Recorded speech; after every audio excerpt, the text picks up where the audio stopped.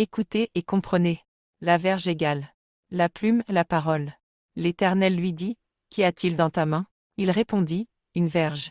L'Éternel dit, Jette-la par terre. Il la jeta par terre, et elle devint un serpent. En voici l'explication. Au temps des pharaons de l'Égypte servile, Moïse avait dans sa main une plume pour écrire avec laquelle il fustigeait ceux qui exploitaient d'autres hommes.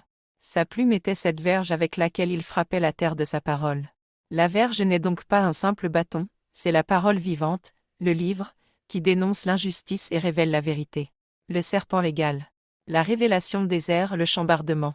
Dieu se manifesta à lui et lui fit connaître toute la vérité. Il lui montra les 6 jours durant lesquels il créa le monde et le 7e jour. Ces 7 jours dessinés par terre ont l'aspect d'un serpent. C'est ainsi que sa verge se transforma en serpent, et que ce dernier redevint une verge dans sa main. Le serpent représente le plan cosmique, les airs, les cycles, les va-et-vient de la Terre et des astres, jusqu'à Neptune qui s'allumera. Autrement dit, la parole devient un serpent cosmique, un dévoilement de l'univers et de la fin des temps. Le serpent d'airain élevé dans le désert.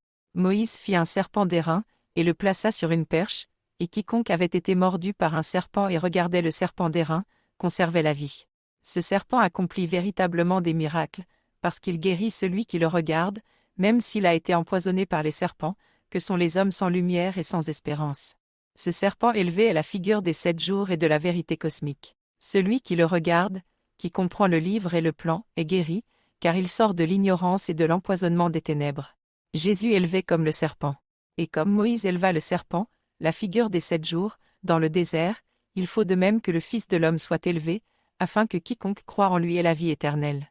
Jésus sur la croix, élevé devant tous, est l'équivalent du serpent, il montre le passage par la mort du monde ancien vers la vie véritable. C'est la connaissance de la vérité, la croix égale le regard sur la vérité nue, qui donne la vie. Le lien avec le chambardement, Neptune. Le livre de vie rattache ce serpent directement au chambardement cosmique. La verge égale la plume qui écrit la vérité, le livre.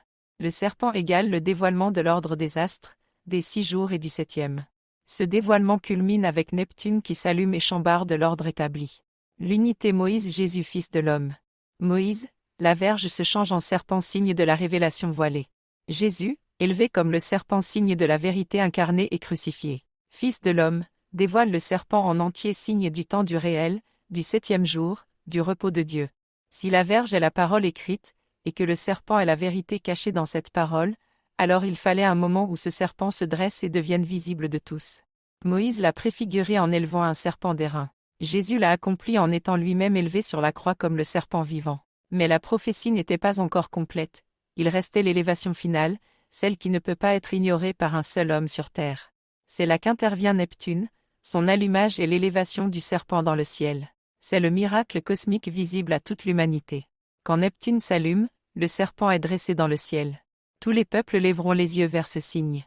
Ceux qui comprendront seront guéris de leurs morsures, les ténèbres, les mensonges, l'ignorance.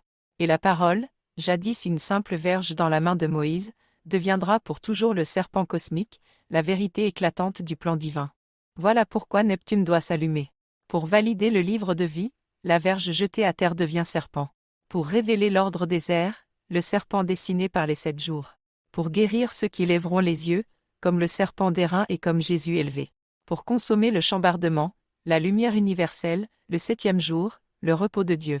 Avec seulement la Bible, beaucoup de passages restent comme des fragments voilés, des symboles obscurs, des paraboles difficiles à saisir. Mais quand on lit le livre de vie, tout se réordonne, les images deviennent une architecture cohérente, le sens caché se révèle, et le fil conducteur apparaît clairement. La Bible n'est alors plus une collection d'histoires séparées, elle devient la grande prophétie unifiée qui pointe vers un seul événement concret, l'allumage de Neptune. Les 7 jours de la création, les ères de l'humanité et la fin dans le repos de Dieu. Le serpent élevé, le signe cosmique que tout le monde verra. Le Fils de l'homme élevé, le livre ouvert, compris seulement à la fin. Les cavaliers, les sceaux, les visions, chacun annonce à sa manière le même chambardement. Les prophètes, Ésaïe, Daniel, Ézéchiel, Jean, et les autres, parlent tous du même point final, mais sous des formes différentes. Dans toutes les grandes traditions prophétiques du monde, il y a l'annonce d'un astre, d'une étoile, d'un feu dans le ciel qui marque la fin d'un cycle et l'avènement d'un monde nouveau, les Hopis avec l'étoile bleue Kashina, les Védas, les textes mayas, etc. Le livre de vie permet de relier toutes ces prophéties éparses en une seule révélation. Sans le livre de vie, la Bible reste scellée. Avec le livre de vie, la Bible devient transparente, comme une eau claire. Tout y pointe vers Neptune, le serpent dressé dans le ciel, le signe qui confirme Dieu et son plan.